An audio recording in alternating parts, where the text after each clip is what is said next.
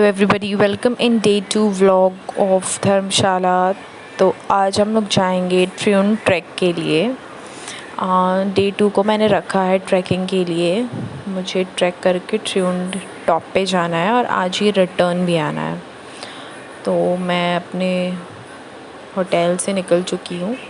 अभी around 7 o'clock हो रहा है मॉर्निंग का।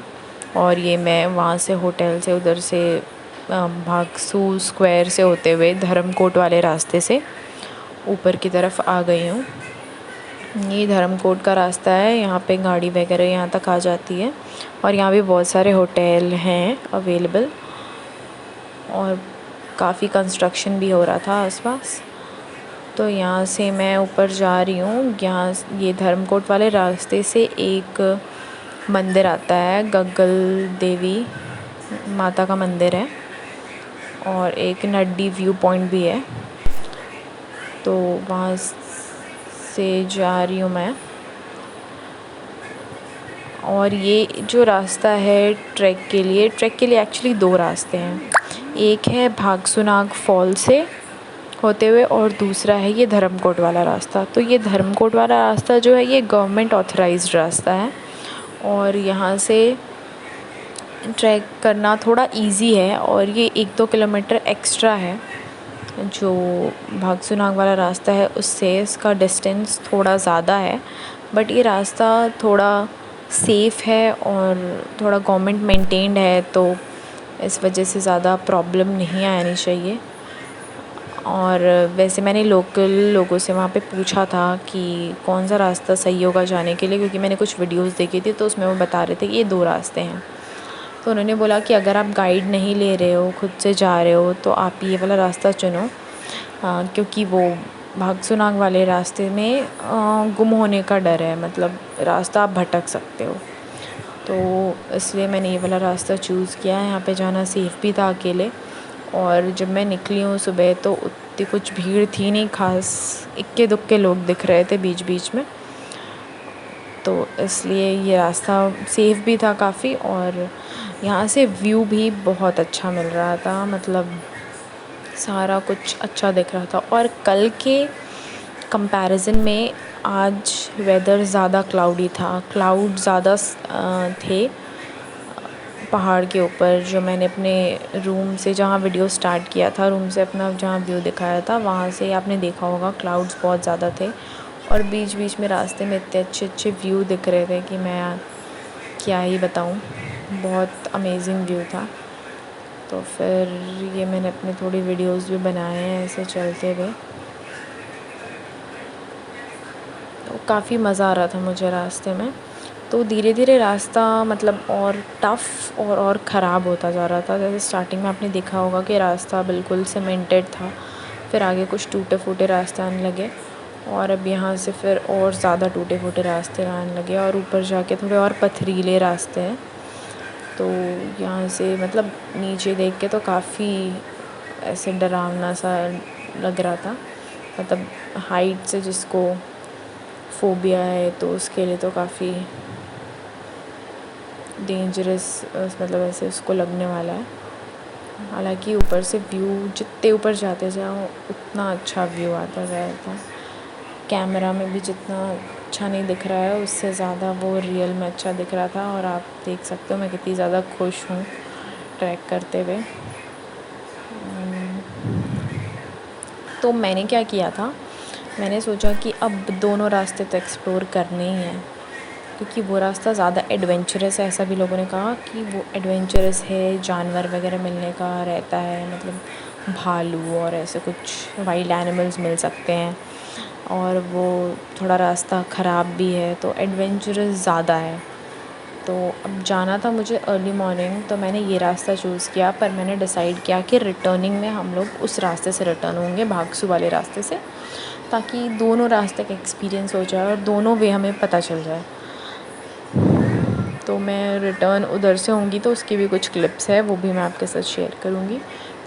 जब मैं थोड़े आगे बढ़ी ना, तो मैंने थोड़ा एक लॉन्ग कट रास्ता ले लिया था, क्योंकि मुझे पता नहीं था। मतलब एक रास्ता था वो गाड़ी के आने का, जहाँ से 4 व्हीलर गाड़ियाँ कुछ वो गग्गल मंदिर तक आती हैं, और एक रास्ता था जहाँ से पैदल लोग आते हैं। तो जहाँ से पैदल वाले रास्ते तक जो मैं पहुँची तो मुझे कुछ लोग दिख गए थे, तो मैंने थोड़ा एक लॉन्ग कट रास्ता ले लिया था। नॉर्थ ईस्ट के कुछ लोग थे, वो भी साथ ही ट्रैक कर रहे थे।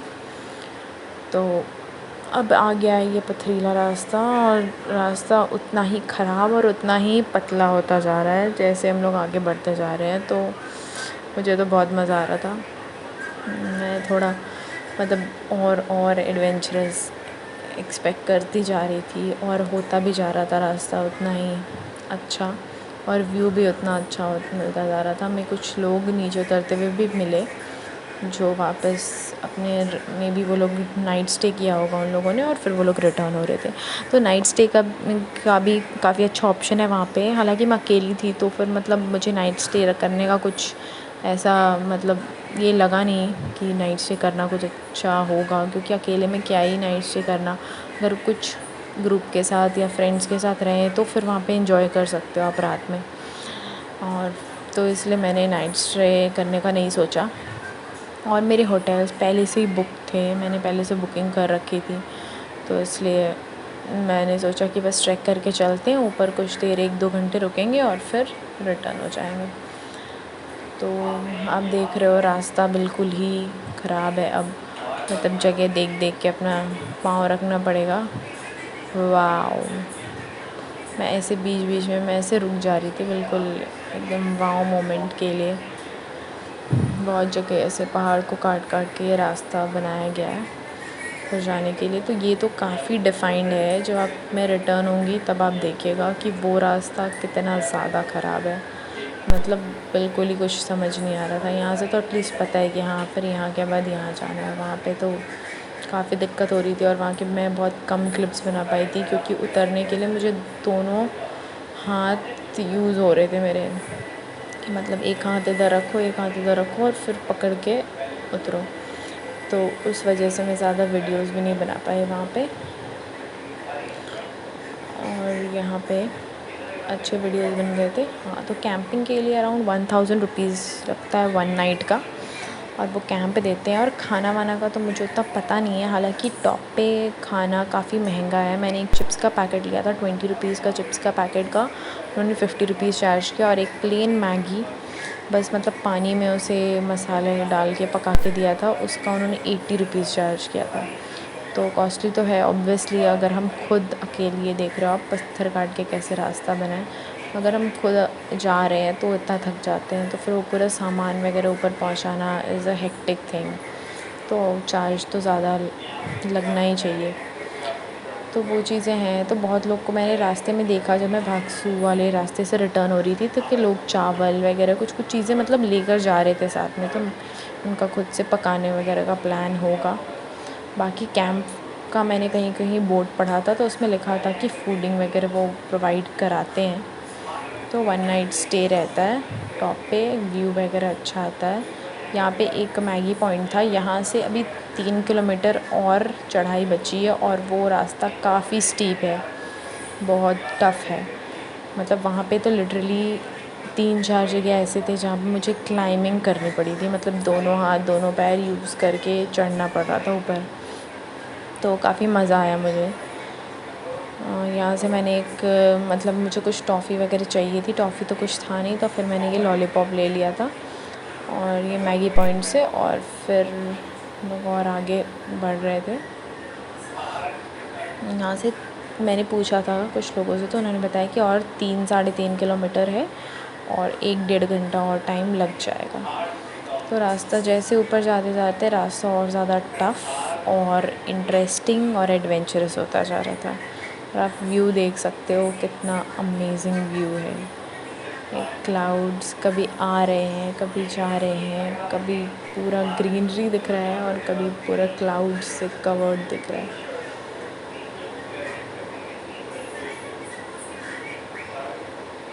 बहुत ही अच्छा व्यू आ रहा है यहाँ से। तो 1000 लग जाता है कैंपिंग का। और जो कैंपिंग के लिए ले जाते हैं वो भी भागसू वाला रास्ता ही प्रेफर करते हैं। पता नहीं वो इस रास्ते को प्रेफर नहीं करते, वो कहते हैं कि वही रास्ता शॉर्टकट है, इजी है, ये वो कह के वो उसी रास्ते से ले जाते हैं कैंपिंग वाले। और गाइड, टूरिस्ट गाइड। तो यहाँ पे मैं ऑलमोस्ट पहुँच गई हूँ। अब हमारा 1 किलोमीटर रह गया है। तो यहाँ पे मैंने शूट किया था थोड़ा सा, जब मुझे चढ़ने में काफ़ी दिक्कत हो रही थी। एक्चुअली मैं शॉर्टकट्स ले रही थी, रास्ते तो ऐसे बने हुए थे घूम घूम के, पत्थर चढ़ के। तो मैंने थोड़ा शॉर्टकट लेने के लिए मुझे थोड़ा जगह ढूंढ के आना पड़ा। और ये है टॉप, ट्रियोन टॉप है ये। स्नो लाइन है एक पहाड़, वो ऊपर है। अभी वहाँ जाने का कोई मतलब नहीं था। वहाँ पे ऐसा कहा जाता है कि स्नो होती है, मतलब स्नोफॉल जब स्टार्ट होता है तो सबसे पहली स्नो वहीं पे आती है, स्नो टॉप या स्नो लाइन पे। तो वहाँ पे मैं गई नहीं, मैं ट्रियोन टॉप पे थी। यहाँ पे मैंने कुछ 1-2 घंटे चिल किया और यहाँ का व्यू आप देख सकते हो, काफ़ी अच्छा व्यू है। यहाँ पे मैंने थोड़ा खाना वाना खाया। हाँ, और जब मैं चलना स्टार्ट किया था मैंने कुछ नहीं खाया था, क्योंकि अगर आप खा के चलोगे ना तो वो बहुत ज़्यादा भारी भारी लगेगा और अनईज़ी फ़ील होगा और शायद आप ज़्यादा चल भी नहीं पाओ। तो बस मैंने 2-3 बिस्किट के पैकेट्स रखे थे और पानी रखा था। और जब मुझे ऐसा लग रहा था कि ज़्यादा भूख लग रही है तो मैं 1 या 2 बिस्किट खा के थोड़ा सा पानी पी ले रही थी। और रास्ते में जब प्यास भी लग रही थी तो ज़्यादा पानी से ओवरलोड नहीं करना है खुद को, 1 या 2 घूंट ही पानी पीनी है, ताकि आप एनर्जेटिक रहो और इजीली चढ़ पाओ। अगर आप खाना या पानी से खुद को ज़्यादा ओवरलोड कर लोगे तो चढ़ना टफ़ हो जाएगा। तो फिर अब ये आ गया है मेरा रिटर्निंग के लिए मैंने भागसू वाला रास्ता यूज़ किया था, जैसा मैंने आप लोगों को बताया। वहाँ से ये व्यू दिख रहा था। भागसू वाला रास्ता काफ़ी टफ़ है, काफ़ी एडवेंचरस भी है और काफ़ी डरावना है, क्योंकि जो उसके स्टेयर्स बने हुए हैं वो उसके बगल से बिल्कुल मतलब नीचे का दिखता है ना। तो ऐसा लिटरली ऐसा लगता है कि मतलब थोड़ा सा भी पैर वैर इधर उधर हुआ तो सीधे नीचे गिरने में ज़्यादा टाइम नहीं लगेगा। और भी कुछ लोग वहाँ से ट्रैक कर रहे थे और नीचे कुछ कैंप्स भी थे। मतलब ट्रियोन टॉप पे तो उतने कैंप नहीं देखा मैंने कोई, पर उसके बाद जब हम क्रॉस कर रहे थे एक वैली तो वहाँ पे था 1-2 कैंप था। तो कुछ लोग भी थे वहाँ पे, गाय भी थी और कुछ गधे वगैरह, खच्चर भी थे जिस पे वो लोग सामान वगैरह लेकर आते हैं।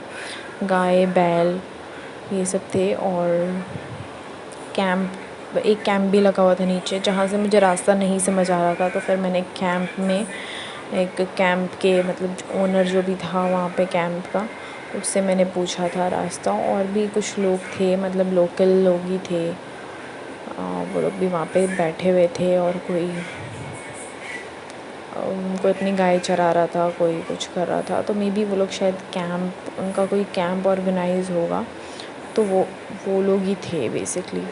और भी कुछ लोग जा रहे थे आगे पीछे या नीचे जाते हुए दिख रहे थे, तो फिर मैं बस उनके पीछे हो ले रही थी कि हाँ एटलीस्ट कुछ दूर तो रास्ता पता चले, क्योंकि रास्ता बिल्कुल नहीं समझ आ रहा था। क्लाउड बहुत ज़्यादा क्लाउड थी, जिसकी वजह से रास्ता दिख भी नहीं रहा था कि किधर जाना है। और मुझे तो ऐसा लग रहा था कि मतलब आज मैं सही सलामत नीचे पहुंच जाऊं तो गनीमत है। और बीच में मुझे ऐसा रिग्रेट भी हो रहा था कि मुझे ये रास्ता नहीं चुनना चाहिए था और रिटर्न आने के लिए मुझे उसी रास्ते से चले जाना चाहिए था। But it was good.